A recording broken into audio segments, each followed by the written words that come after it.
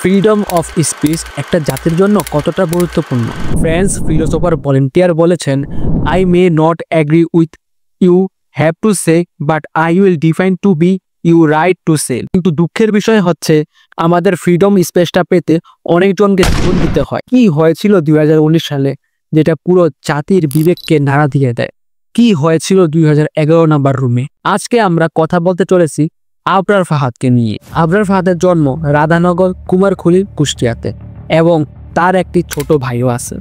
আবরার ফাহাদের পড়াশোনা শুরু হয় কুষ্টিয়ার মিশন প্রাইমারি স্কুল থেকে এবং সে কুষ্টিয়ার জেলা স্কুল থেকে এসএসসি কমপ্লিট করে। কলেজে পড়ার জন্য সে ঢাকা চলে আসে এবং নটরডেম কলেজ থেকে সে তার এসএসসি কমপ্লিট করে। সে ছোটবেলা থেকে অনেক মেধাবী ছিল। এসএসসি পরীক্ষার পরে সে সব জায়গায় ভর্তি পরীক্ষা দেয়। কুষ্টিয়ার মেডিকেল কলেজে চান্স পায়, ঢাকা বিশ্ববিদ্যালয়ে চান্স পায়। আবরার ফাহাদের মার ইচ্ছা ছিল সে যেন মেডিকেলে করে, বাট ফাহাদের ইচ্ছা ছিল ইঞ্জিনিয়ার হওয়ার। তাই সে বুয়েটে ত্রিপুলি বিভাগে ভর্তি হয়। সে বুয়েটের অনেকগুলো ক্লাবের সাথে জড়িত ছিল, কিন্তু সবচেয়ে মজার বিষয় হচ্ছে সে এতগুলো ক্লাবের সাথে জড়িত থাকা সত্ত্বেও তার একাডেমিক স্কোর অনেক ভালো আনতে পারত। সবগুলো ক্লাবের সাথে সে বুয়েট এনার্জি ক্লাবেরও একজন সদস্য ছিল। যেহেতু তখন তার ছুটি চলতেছিল, সে ভাবলো 20 তারিখ অবধি এই সময়টা সে তার বাবা মার সাথে কাটাবে। কিন্তু সামনে এক্সাম থাকার কারণে সে বাসায় ঠিকমতো পড়ালেখা করতে পারতেছিল না। তাই সে তড়িঘড়ি করে সে তার হলে চলে আসে। আসার সময় তার মা তার জন্য কিছু ইলিশ মাছ রান্না করে দিয়েছিল যাতে সে তার হলের বন্ধুদের সাথে খেতে পারে।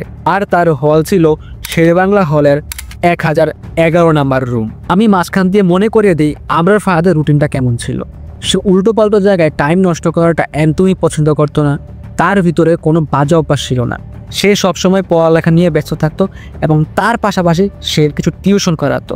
আর নামাজ ছিল তার জন্য একদম বাধ্যতামূলক। ঠিক ওই সময় দেশের যে সরকার ছিল সে ইন্ডিয়াতে যে একটি ডিল করতে। ডিলটি ছিল ফেনীর নদীর পানি নিয়ে, যেটা আসলে বাংলাদেশের জন্য অনেক বড় লস প্রজেক্ট ছিল। ওয়ান সাইডেড প্রফিট ছিল, কিন্তু সেটা শুধুই ইন্ডিয়ার জন্য। 5 অক্টোবর বিকাল 5:32 আবরার ফাহাদ তার ফেসবুক প্রোফাইলে একটি স্ট্যাটাস দেয়। আবরার ফাহাদের লেখালেখি বিষয়টা সবসময় পছন্দ ছিল এবং এইসব স্ট্যাটাস বা লেখালেখি শেয়ার করতো সে তার ফেসবুক প্রোফাইলে। আর সে যেই স্ট্যাটাসটা দিয়েছিল তখনকার সরকারকে সে কিছুটা ক্রিটিসাইজ করে। আর টু বি অনেস্ট, কথাগুলো 100% লজিক্যাল ছিল। সেখানে না কাউকে ছোট করা হয়েছে, শুধু যে ডিলটা করতে ইন্ডিয়াতে গেছে সেটা নিয়ে কথা বলা হয়েছে। But he did one mistake, he criticize the detector. আর একদিন আগে 4 October Mehedi Hasan Robin, organizing secretary of BUET Chhatra League, তাদের গ্রুপে একটি টেক্সট দেয় এবং টেক্সটে বলা হয় আবরারকে পিটানোর কথা। অমিত সাহা, ডেপুটি ল সেক্রেটারি, সে বলে কিছুদিন অপেক্ষা করতে, যতদিন না পর্যন্ত আবরার হলে ফেরত না আসে। আর এই পুরো ব্যাপারটা কনফেস করে মোশাররফ সকল নামে একজন ব্যক্তি। সে ছিলেন deputy social service secretary. 6 October সন্ধ্যার সময় আবরার তার বোনদের নিয়ে ইলিশ মাছ দিয়ে ভাত খাচ্ছিল। তখন মেহেদি হাসান নামে একজন ছাত্রলীগ কর্মী কয়েকজন লোক নিয়ে আসে এবং আবরারকে সেখান থেকে নিয়ে যায়। শুধু আবরারকেই নয়, তার সাথে তার 2টি ফোন এবং ল্যাপটপটিও নিয়ে যায়। যাওয়ার পরে Mostafa Rafiq, deputy office secretary of BUET Chhatra League, এবং তানবীর, যে ছিল 3rd ইয়ারের মেকানিক্যাল ডিপার্টমেন্টের একজন স্টুডেন্ট, তারা আবরারের ফোন এবং ল্যাপটপ নিয়ে ঘাটাঘাটি শুরু করে। ওই সময় মেহেদি হাসান আবরারের কাছে আসে এবং তাকে বলে চশমা খুলতে। আবরার যখন চশমা খুলল, মেহেদি হাসান আবরারকে এলোপাতারি চর মারতে শুরু করে। ওই সময় আরেকজন এসে মারামারি থামিয়ে দেয় এবং আবরারকে বলে সে নাকি শিবির কর্মী এবং তার সাথে কারা কারা জড়িত আছে। সে যদি এগুলো বলে তাহলে তারা তাকে ছেড়ে দিবে, আর যদি না বলে তারা তাকে মারবে, এইরকম থ্রেট দেয়। কিন্তু যতবারই আবরার ফাহাদ বলেছিল সে কোনো রাজনৈতিক দলের সাথে জড়িত না, কিন্তু তারা কোনোভাবেই সেটা বিশ্বাস করতেছিল না। ঠিক সেই সময় শামসুল আরেফিন রাফাত, একজন 2nd ইয়ার মেকানিক্যাল স্টুডেন্ট, কিছু স্ট্যাম্প নিয়ে আসে। তখন তারা আবরারকে আবার জিজ্ঞাসা করলো কারা কারা এইসব সংগঠনের সাথে জড়িত আছে, নাম বল, তাহলে তোকে ছেড়ে দিব। আবরার আবার সে একই কথা বলল, ভাই আমি কোনো সংগঠনের সাথে জড়িত নাই, আমি কিছু জানি না। এই কথা শুনে তারা আবার মারা শুরু করলো এবং মারতে মারতে এক পর্যায়ে স্ট্যাম্প ভেঙে ফেললো। তার কিছুক্ষণ পর একজন এসে বলল বলবি না, এই বলে চেয়ার দিয়ে এলোপাতারি মারা শুরু করলো এবং মারতে মারতে চেয়ারটিও এক সময় ভেঙে গেল। আর স্ট্যাম্পের কথা কি বলবো, একটা স্ট্যাম্প ভাঙলে আরেকটা স্ট্যাম্প দিয়ে মারা শুরু করে। অনেক সরকার এবং মিফতাউল ইসলাম জীবন অন্য স্ট্যাম্পগুলো দিয়ে খুব বাজে হয়ে মারা শুরু করে।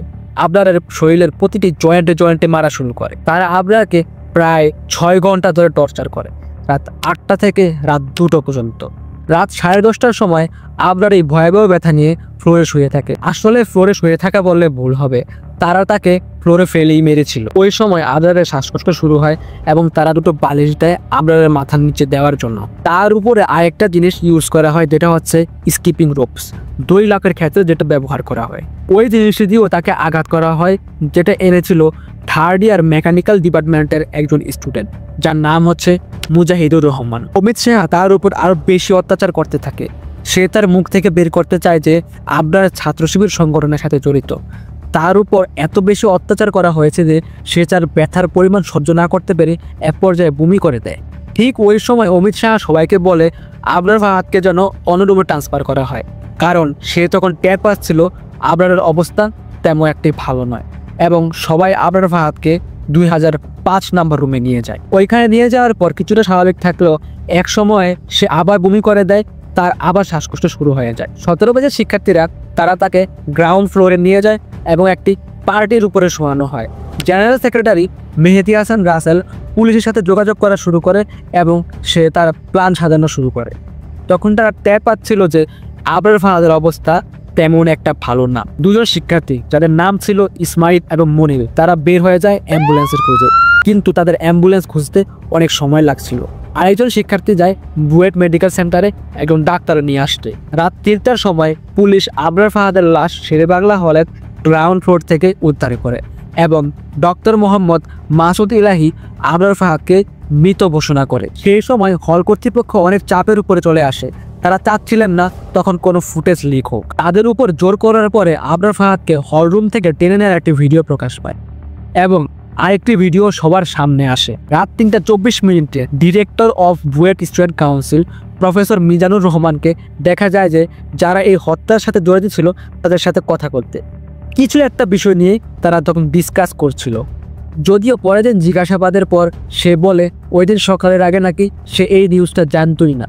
আর সব থেকে দুঃখজনক বিষয় হচ্ছে যে সকালের আগে তার পরিবার এই নিউজটা জানতই না। কারণ একটাই ছিল, ছাত্রলীগ কর্মীরা আবরার ফাহাদের 2টি ফোন এবং একটি ল্যাপটপ জব্দ করে রেখেছিল। অনেক খোঁজাখুঁজি করার পর আবরার ফাহাদের ছোট ভাই আবরার ফায়াজের নাম্বার জোগাড় করে একজন বুয়েট স্টুডেন্ট থেকে। তার নাম ছিল দিগন্ত। দিগন্ত ছিল আবরার ফায়াজের হোম টিউটর, সে তার পড়াশোনায় সাহায্য করত। আর সব থেকে শকের ফ্যাক্ট হচ্ছে একটা মানুষকে এত বাজেভাবে মারার পর ছাত্রলীগ কর্মীরা পুলিশকে ফোন দিয়ে বলে আমরা শিবির কর্মী পেয়েছি, আপনারা এসে নিয়ে যান। এই ভিডিওটা মেক করা আমার জন্য অনেক টাফ ছিল, যদিও আমি আদিত্য রহমান এবং যে শর্ট ফিল্মটি রিলিজ হয় সেখান থেকে তথ্য নিয়ে বানানোর চেষ্টা করি। আর এরপরে 25 জনকে আটক করা হয়, তার মধ্যে 20 জনকে মৃত্যুদণ্ড দেওয়া হয় এবং 5 জনকে যাবজ্জীবন কারাদণ্ড দেওয়া হয়। এটা ছিল আমার চ্যানেলের প্রথম ভিডিও, যেটা আরেকজন কন্টেন্ট ক্রিয়েটর থেকে ইনফরমেশন নিয়ে মেক করা। আমার সাথেও এরকম একটা ঘটনা ঘটেছিল। আমি ছাত্রলীগের বিরুদ্ধে পোস্ট করাতে আমাকে তারা আমার ক্যানভাসের ছাত্র সংসদে নিয়ে মারধর করে, যদিও সেটা আবরার ফাহাদের মতো না। ভিডিও শেষে একটা কথাই বলবো, দ্বিতীয়বার যেন কোনো আবরার ফাহাদকে আমাদের না হারাতে হয়। দেশ এখন দ্বিতীয়বার স্বাধীন হয়েছে, আমরা সবাই যেন এখন মুক্তভাবে কথা বলতে পারি, সেটাই আশা করি। তো নতুন ভিডিও আসা পর্যন্ত সবাই ভালো থাকবেন, সুস্থ থাকবেন। আসসালামু আলাইকুম।